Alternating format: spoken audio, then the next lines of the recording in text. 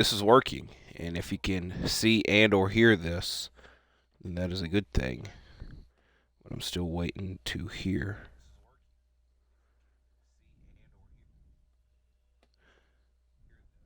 Hello, hello. I'm going to say one complete sentence, okay? This is Shooting the Breeze, episode number 19.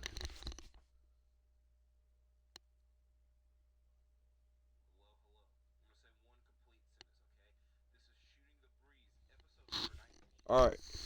So, as you can see, I'm on Madden Ultimate Team, and this might be a long episode, but I originally planned to play Fortnite for you guys, and while I was doing Shooting the Breeze, and my mic was not working on Fortnite, and so I hopped on Madden to see if my mic worked on there, and it currently is. So I'm just gonna stick to Madden. I won't lie to you, I've not played Ultimate Team in like 2 to 3 weeks. We'll go all-star for this. It's not the most serious thing, but the most serious part of this is Shooting the Breeze. We have 3 big topics for this week's episode. This might be a little bit delayed, but not like badly delayed. But long story short, like I said, I was trying to play Fortnite for you guys while I was OG Fortnite. My mic wasn't working on there, so I hopped on here to see if it's working, and it currently is. So, Shooting the Breeze, episode 19. This is a throwback to week 1 Shooting the Breeze. We were playing Ultimate Team there of the NFL predictions, and now we're on to week 10. So, I guess we're going to start there. It's the first thing's on my notes. But I like doing Shooting the Breeze on Thursdays. That way I get all the predictions out before Thursday Night Football. Even though this week's Thursday Night Football is not the biggest game, and it's very fitting that we're facing the Bears on here, and Tyson Badgett might be starting in the game. So we don't know. But Bears, Panthers. I don't think I've picked I picked the Panthers week 1. And you know what? I'm going to pick them this week as well. It's in Chicago, but I'm going to pick the Panthers for this game. I don't even remember who they faced last week. It was not the best showing, if I can remember. That being said, last week, my best record overall, my NFL predictions, I went 11 for 14. Next game to talk about, Colts and Patriots. This game is in Germany. I don't know exactly where. I believe this is the last of the international games. I'm just checking to make sure the mic's still working, though. I'm going to pick the Colts. They're building up a lot of momentum. So, and the Colts are a very fun team to watch. It just sucks that they have lost some close games and dealt with injuries all year. But at this point in the season, almost every team has dealt with some type of injury. So, I'm going to pick the Colts for this. Next, a big-time matchup. Browns and Ravens, as y'all know. I like to pick the Ravens when they play, and it's, again, another fitting thing because Lamar is my quarterback in Ultimate Team, and he's my quarterback in one of my fantasy leagues. So, but the Browns have been playing some very good defense. They did not play good defense when they played the Ravens earlier this year, so it's a coin flip game, but if I was to flip a coin, or if I wasn't to flip a coin, I think I would just pick the Ravens, and that's what I'm going to do here. I also should have said, like, this game, I just said the Ravens, Browns, and the next 2 very exciting games.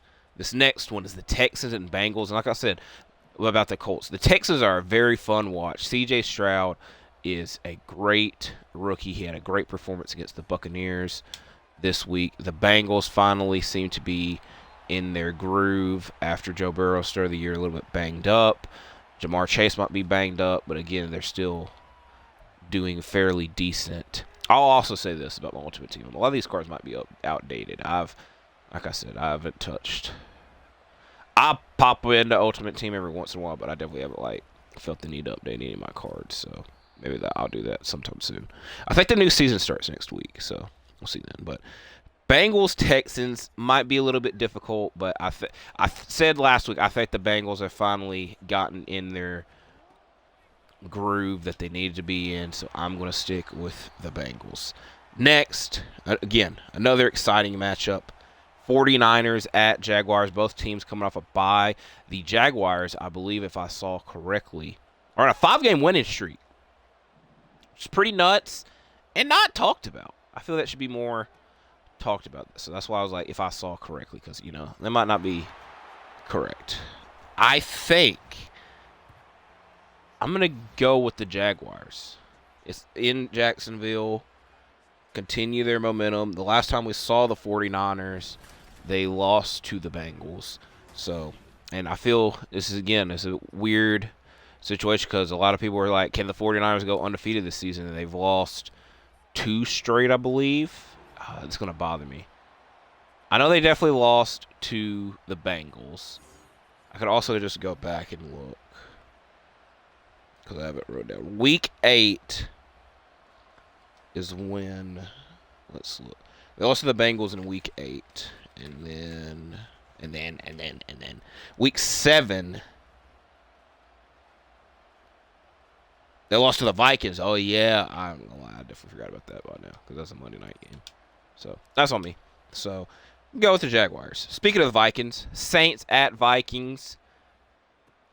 They both have the same record at 5-4. If you were to tell me the Saints are 5-4, I would have been surprised because they have not played a lot of good football from what I've seen. The Vikings, for a team that is very, very banged up, to have that good a record, good on them, even though I'm a Packers fan, having to say that. So, I'll give credit where credit is due.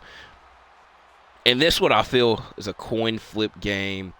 I think I'm going to go with the Vikings. The Saints kind of struggled, offensively at least, against the Bears last week, where the Vikings were thriving. I can't say thriving is a strong word to use, but they were very good last week with Josh Dobbs' first week being at quarterback, not supposed to be quarterback. Got to give credit, again, giving credit where credit's due. Shout out to Josh Dobbs. He went to UT Knoxville. I am a UT Knoxville fan as well, so always got to give credit there, or show love, I should say. I wish he would have been in the end zone. Speaking of love, Jordan Love will lead the Green Bay Packers to a victory over the Pittsburgh Steelers. That is my prediction for that game. Shout out for the Packers winning last week. Y'all know I'm a Packers fan. I will always be picking the Packers. So there we go with that. Next, now this matchup is more than likely the one you'll see in the thumbnail because I think it's I'm a big fan of retro jerseys, and these two teams have used retro jerseys this year, so I feel it's just a good mesh of it. But the Tennessee Titans and the Tampa Bay Buccaneers, the Buccaneers started the year off so great, and I don't remember the last time they won. The Titans did lose to the Steelers, but had a great performance against the Falcons 2 weeks ago, but lost to the Steelers last week. So both of them very much need a win. The game is in Tampa, if that matters. I think it's a make-or-break game for the Buccaneers. I don't like saying that terminology a lot, but I just actually very much feel that is the case for this. This is also hilarious because I'm on offense. They show Lamar on the sideline. So I'm going to pick the Buccaneers. If the Titans win, I wouldn't be surprised. Like I said, it's a very even matchup. Falcons-Cardinals. I'm going to pick the Falcons. The Cardinals don't even know who they're going to have at quarterback yet between Kyler or who started last. I don't even know if it's going to be – I don't know. They don't even know who's going to start at quarterback, essentially, is what I was trying to get at. And the Falcons are a decent team. Next, a very hard-hitting, probably explosive matchup. The Detroit Lions versus the Los Angeles Chargers. Now, I have some exciting news about the Lions. This is the last time I'll say this video. I'm a Packers fan. But finally, one of my fantasy leagues, I was able to make a trade. And the trade was... And the main reason I was skeptical to talk about it because it's not approved officially till 9 o'clock tonight. I don't think anybody will, what is the word I'm looking for? Decline it or veto it. Veto is the word I was looking for. But I traded Nico Collins, DeAndre Hopkins, and the Bills' defense for Amon-Ra St. Brown. The main reason is anytime I've started DeAndre Hopkins and Nico Collins, they have not done well, and it bothers the hell. It's definitely the case for everybody fantasy wise, but it's just like players play better on your bench than they do when they're in your lineup. That has very much been the case all year with D Hop and Nico Collins.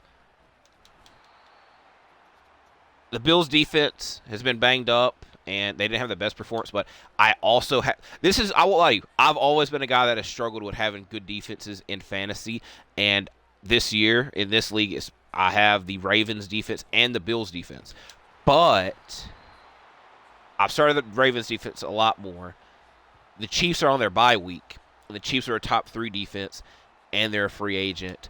I don't think anybody else is going to pick them up. So, like, again, I'd still have a top 5 defense if everything goes right. And I need to clear a roster spot because I don't have a backup tight end, and Travis Kelce is on his bye week.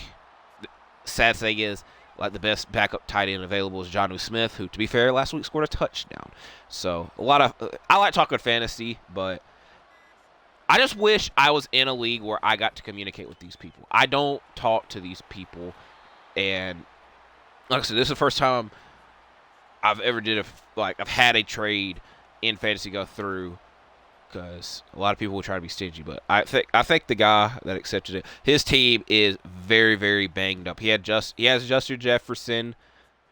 He's had to, his only healthy running back is Breece Hall, which, to be fair, I probably could have done this trade a long time ago, but I always try to, give up 2 of my running backs to get Breece Hall as well. But this time around, I was like, screw it, let me just get Amon-Ra. But the main reason is, like I said, D-Hop, Nico Collins, they're always on my bench. I need a clear roster spot to get a backup tight end. I still should be able to get a good defense for my bench, and I very much just wanted a very, very good and consistent wide receiver, which Amon-Ra has been that. Long story short, the trade still hasn't went through. 9 o'clock tonight, I'll come here, 9 o'clock, and say, hey, the trade went through. So, that being said, Lions and Chargers. I don't know how I went on that big of a spiel. Lions and Chargers. I love the Chargers. That's a strong word. I like the Chargers. Chargers are probably my favorite team outside of the Packers. I'm a big Herbert fan. I know the Chargers get a lot of criticism, and I've described the Chargers several times this year as they should be a good team. But every year something is wrong with them to the point that they aren't, and I don't know what year they will break through. And it's just been very much that all year for them. Lions have been a good team all year as well. Hard-hitting team.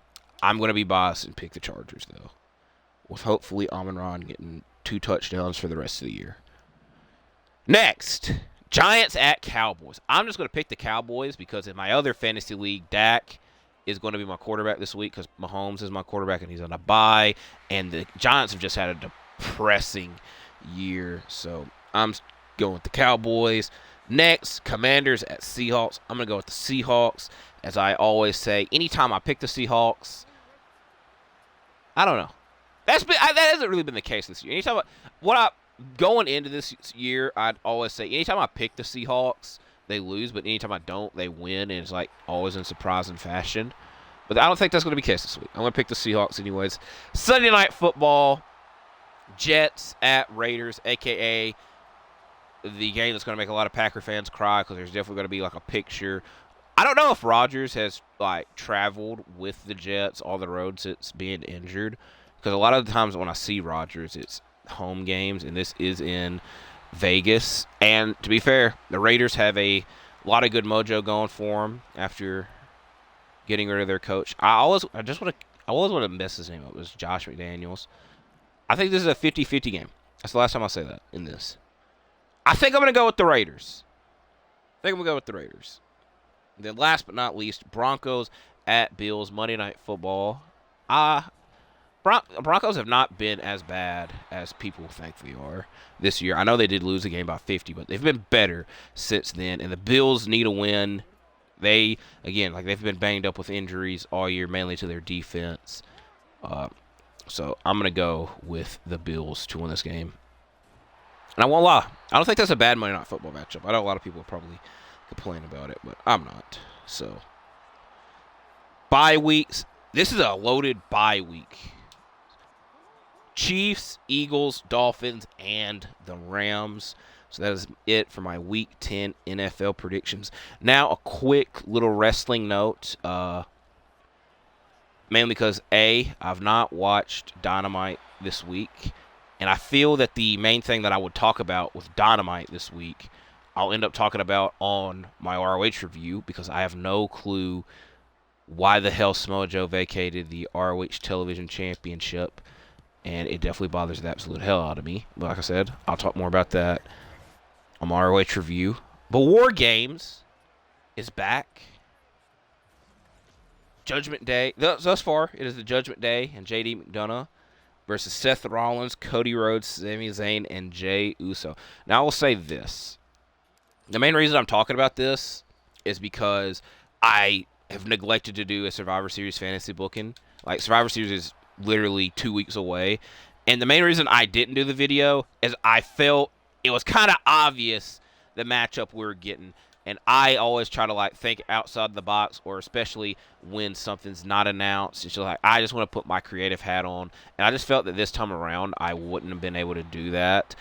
And I'm sorry. I apologize for slacking on WWE fantasy bookings, because I've been doing AEW fantasy bookings every month. But to be fair, AEW keeps adding pay-per-views.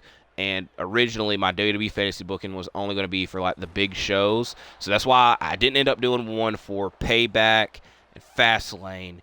Crown Jewel popped up on me, and I had something to do that week, so I didn't ever get to do it. And then Survivor Series, like I said, I just felt it was too close. So, that being said, the Monday after Survivor Series, big fantasy booking. It's going to be how I would book WrestleMania 40 pre-Royal Rumble edition. Shout out Charles Woodson. Probably one of... I think Charles Woodson's he's in my top 5 favorite players of all time. Shout out him. I had to put that out there. But, big fantasy, WWE fantasy booking. How I'd book WrestleMania next year, pre-Royal Rumble edition. And obviously, I'll do another one after the Royal Rumble takes place. But like I said, with the Royal Rumble taking place, probably would tease, almost got that, a lot of what I would expect to happen at Mania. But back to War Games. Hopefully this is the end of this Judgment Day feud, versus, because they've been feuding with all these guys since after Mania. What do they do after Mania? I won't even lie. I'm trying to think, because Seth. So after Mania, Bad Bunny was feuding with Damian Priest. They were feuding with the LWO, because Lena Vega was also feuding with Rhea Ripley. What was the pay-per-view? Not Crown Jewel. I have Night of Champions was the show after that. And then that's when the world title feud started. And then, like I said, they've been feuding. Seth was feuding with the Judgment Day and Finn since then. And then Sami Zayn, Jey Uso, and Cody Rhodes all been lumped into that since then as well. It just feels like this has been going on for too long. And War Games should be the end of that. Also, though, War Games is... last year was 5-on-5. So... will each team add a member? That's kind of the big question going around now. Is, again, the main reason I'm looking forward to that fantasy booking video. Because I think Survivor Series is going to be a big event for WWE. There's a lot of rumors going around. I'm not going to spend time talking about them until those rumors possibly come true. So, just want to get that out there. And also, there more than likely will be a women's one, but I think it'll be for the SmackDown side. And that one's a lot more confusing, because I have no clue who will be on what. I think, an iteration of... I messed it up because I was looking down. Of Damage Control. That's actually hilarious. I hope y'all going to get a laugh out of that. Damage Control and the returning Kairi Sane versus a team Bianca Belair constructs together, which I feel, if you look at the men's War Games side, it's all Raw competitors. So I feel... it'd be better for the women's side if it's all SmackDown women. So that might be making a better reason for it to be 4-on-4. That way, just people aren't lumped in, and it makes sense. So we'll see closer to time. But now, the closing segment. Time is not on my side because I have a lot to get through here. NBA notes, week 3. Yes, we're already 3 weeks into this NBA season. Last week's wasn't as impactful or detailed because It was a short week, and I mainly just spent it talking about the in-season tournament. So, note one, there's a lot of injuries. Now, I didn't write down what the injuries were. I just wrote down how it might affect the team. So, Kings might be in trouble. Fox has been out. And I think Fox was out even last week when I was talking about this. And I know that they lost twice to the Rockets, but they were able to beat the Trailblazers in overtime.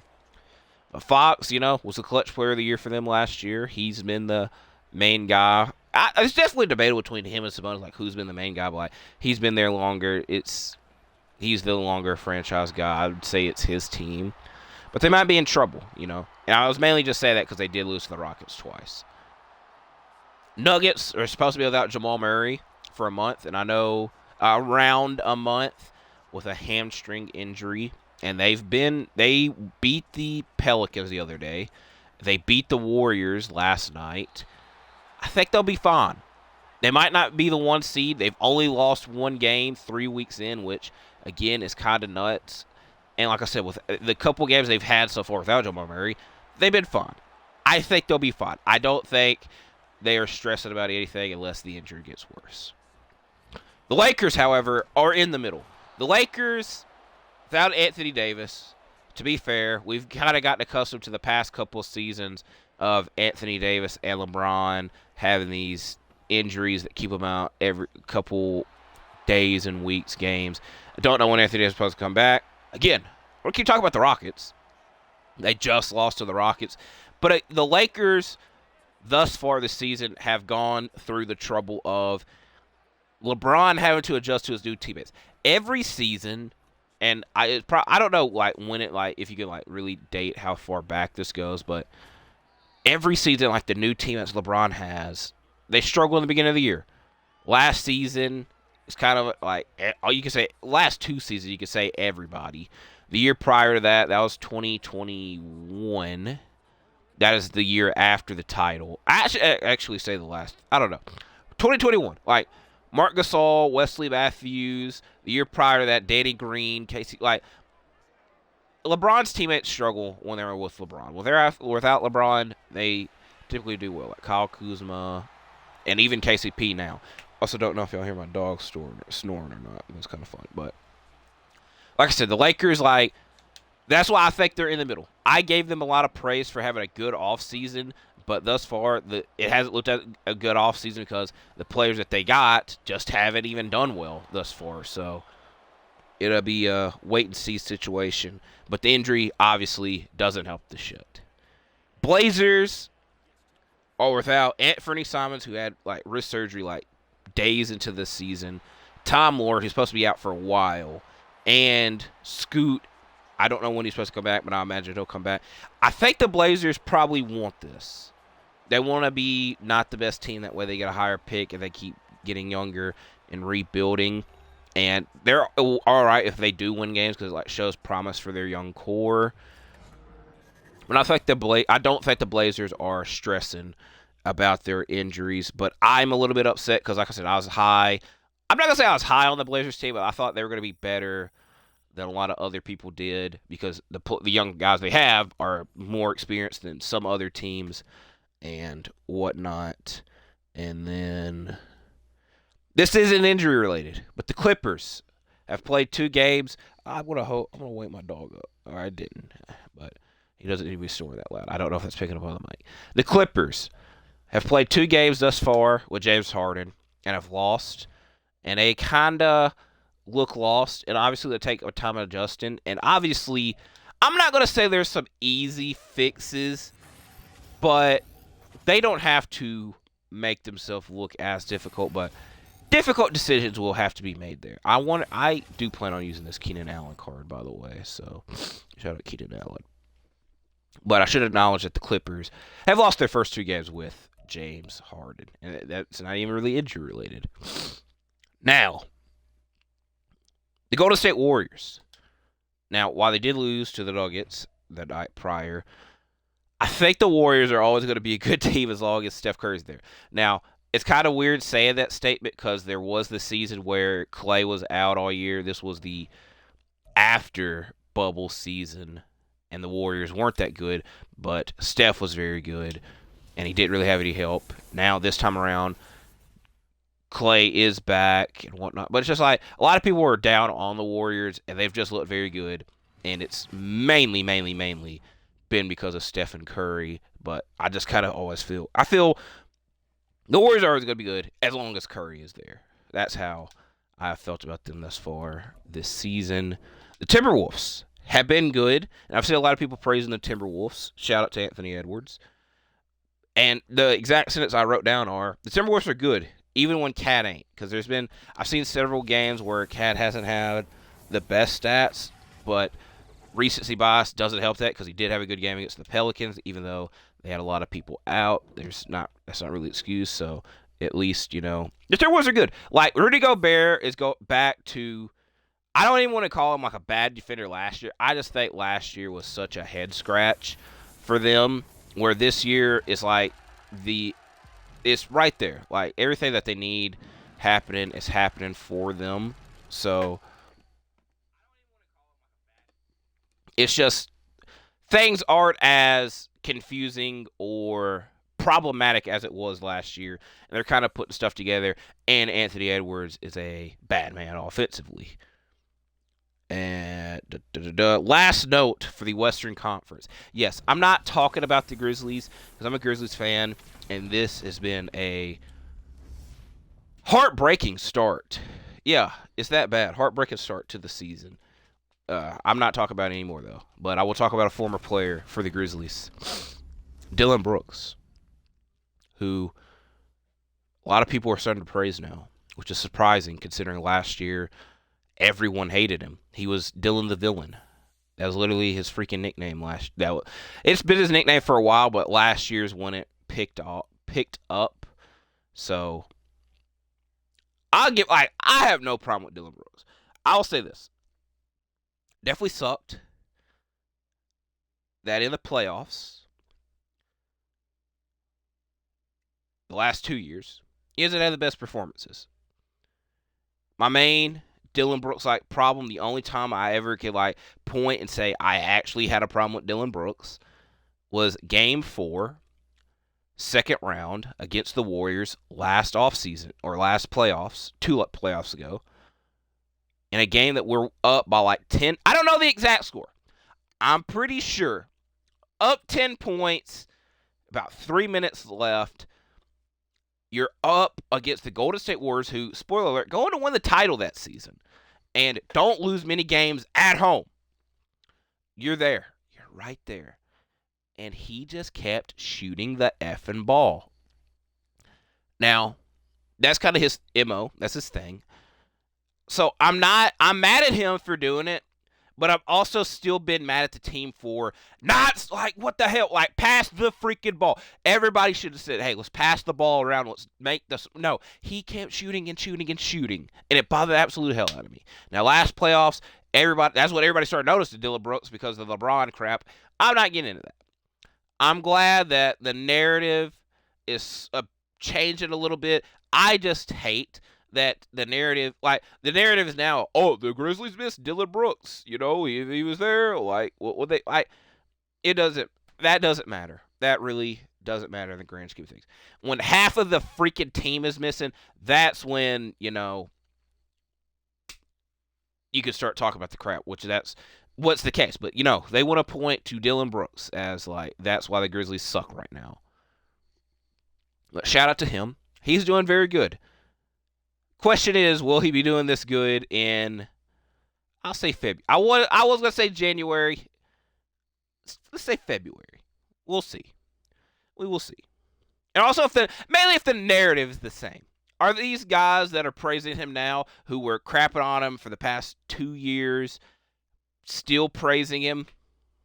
I doubt it. This is why I don't say anything. I don't say anything bad about anybody unless, there's a reason triggered, which very rarely is ever the case. I don't think I've ever went out of my way to say something badly, especially on YouTube at least, about anybody. The closest I can remember is on my award predictions. I did have most overrated player, and I did say Austin Reeves, which as far as the season is kind of looking like a decent pick.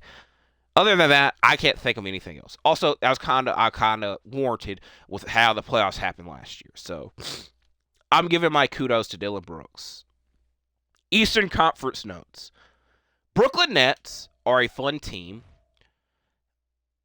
but they could/should make a move if they want to be serious. They have good contracts. They have some picks. I don't know if they're willing to gamble a lot of their picks, but they do have picks that could contribute to something. But they're a fun team. They're very reminiscent of the team that D'Angelo Russell was on the year he was an All-Star. A lot of people like making that comparison. It's just a good comparison to make because it's right in front of you and simple. But they're a good team. Shout out to Cam Thomas is the main thing I'm trying to point out. But they have a lot of rotational players that I feel other teams would like. They have picks. I really, really, really wanted them to go out and try to get Drew Holiday before he got traded to the Celtics. I don't know if that was tried or not, but the Nets are a fun team. I think they're my favorite Eastern Conference team.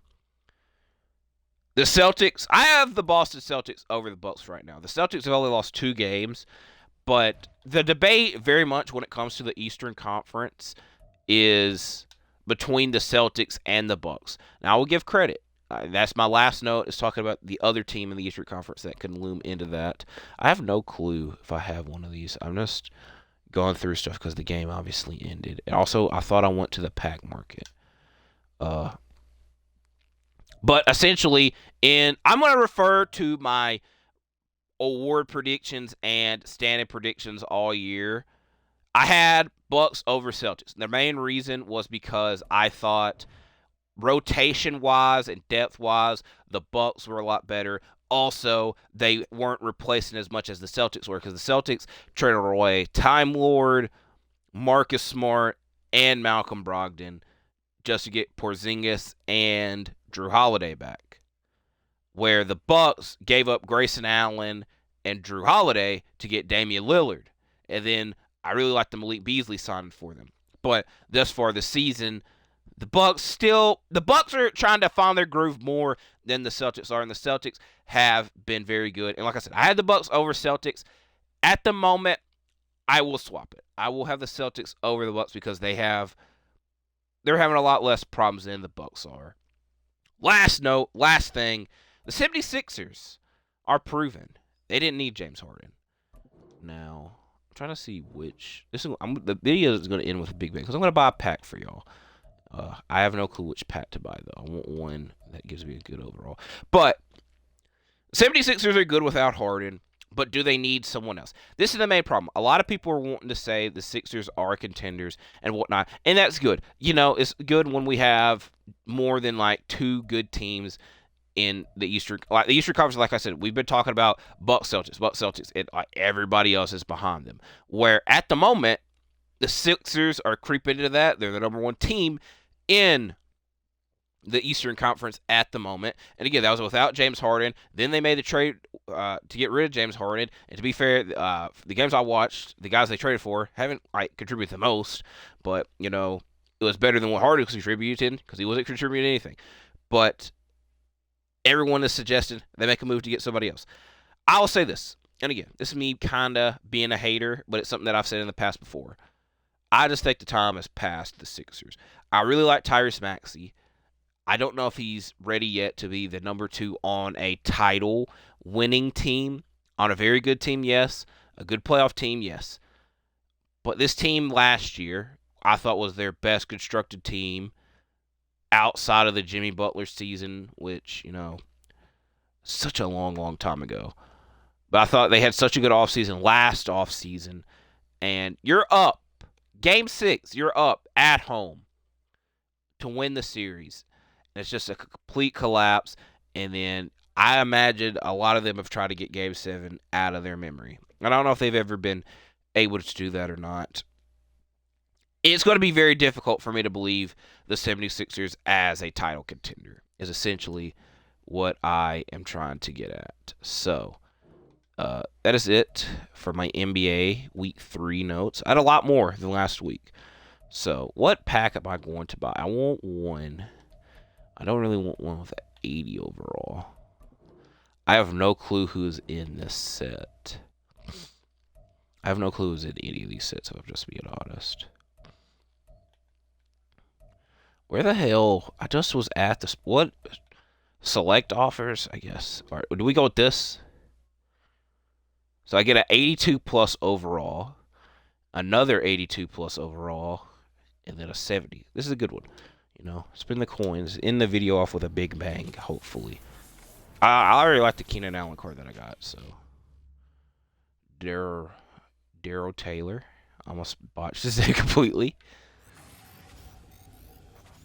J.C. Jackson, who I am 99% sure is not on this team anymore, which this is just hilarious. And quarterback is my most loaded position on my ultimate team, so I might just sell this and then Deontay Johnson, who scored a touchdown this week. Last week, I should say. I'm going to go ahead and sell this card while I'm thinking about it. But it's not the worst. Y'all saw my wide receivers, so that is it for Shooting the Breeze, episode number 19. I will be back tomorrow for my ROH review, in which I have no clue what I'm going to say about the TV title being vacated yet. I will just, as of right now, I'm just saying I think it's stupid, and it's definitely bothered the hell out of me. But to hear more about it, I'll see you in the ROH review. Stay safe. Thank you for watching. Like and subscribe, and I'll see you in the next one.